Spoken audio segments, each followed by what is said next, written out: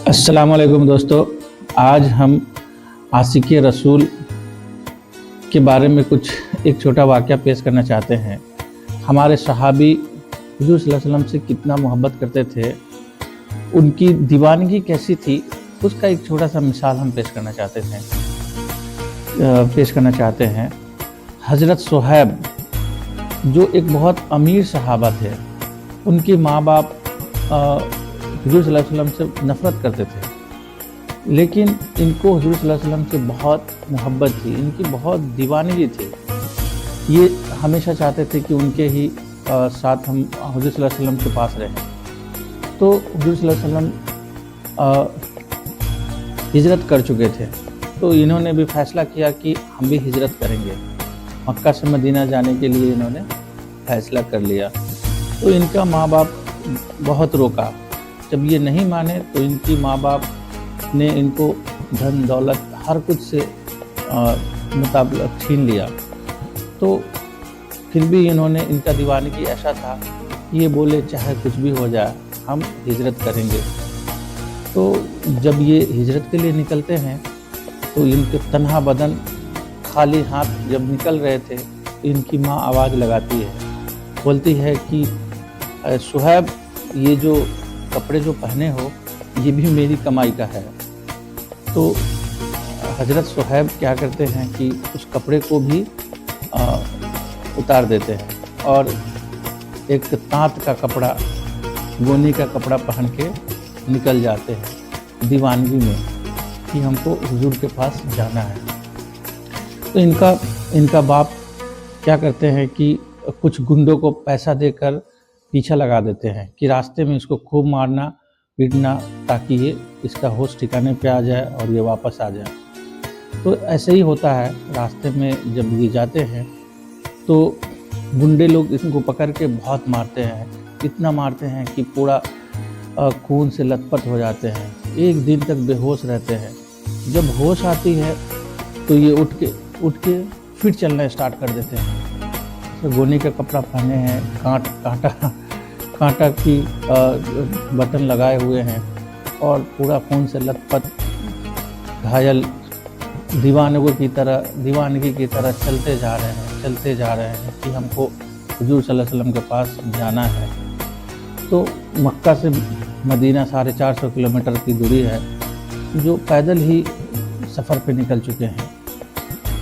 तो चल रहे हैं तो आलम ये था कि वहाँ मदीना में हुजूर सल्लल्लाहु अलैहि वसल्लम मगरिब के बाद इधर उधर घूमते हैं और किसी का इंतज़ार करते हैं।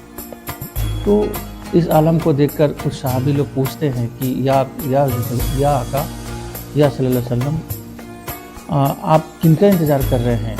आप किसको देख रहे हैं? किसका इंतज़ार है आपको? तो हुजूर सल्लल्लाहु अलैहि वसल्लम फरमाते हैं कि मक्का से एक दीवाना मेरे पास आ रहा है। उसकी दीवानगी इतनी ज़्यादा है कि हम बता नहीं सकते हैं। वो दीवाना मेरे पास चला आ रहा है, उसी का इंतज़ार कर रहे हैं। सहाबा किराम कहते हैं कि आखिर वो कौन दीवाना है? तो हज़रत सुहैब आते हैं, हुजूर के बरगाह में आते हैं। हुजूर सल्लल्लाहु अलैहि वसल्लम उनको सीने से लगाते हैं और लगाने के बाद अपने चादर उनको दे देते हैं। वो इतना खुश हो जाते हैं, हज़रत सुहैब इतना खुश हो जाते हैं कि उनको ऐसा मालूम पड़ता है कि उनको कोई गम ही नहीं है, कोई तकलीफ़ ही नहीं है।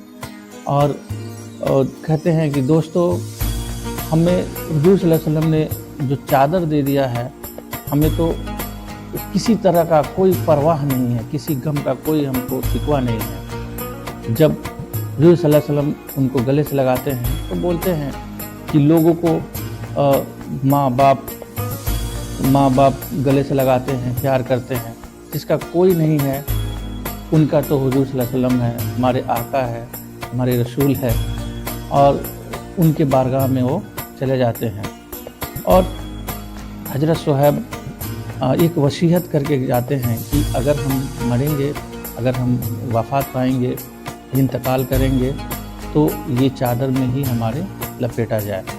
تو اس طریقے سے دیوانگی تھی، اور اس چادر سے وہ پورے زندگی بھر وہ چادر کو اوڑھتے ہیں، مرنے کے بعد بھی وہ چادر میں ہی دفن ہوتے ہیں.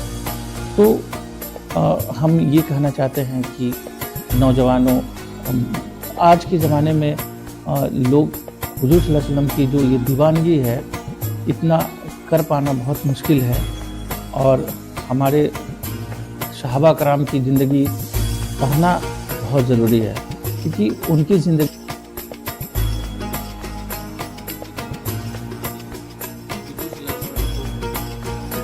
محبت کر لیا جائے تو بھی ہم لوگ صحابہ کے دھول کے برابر بھی نہیں ہو سکتے ہیں.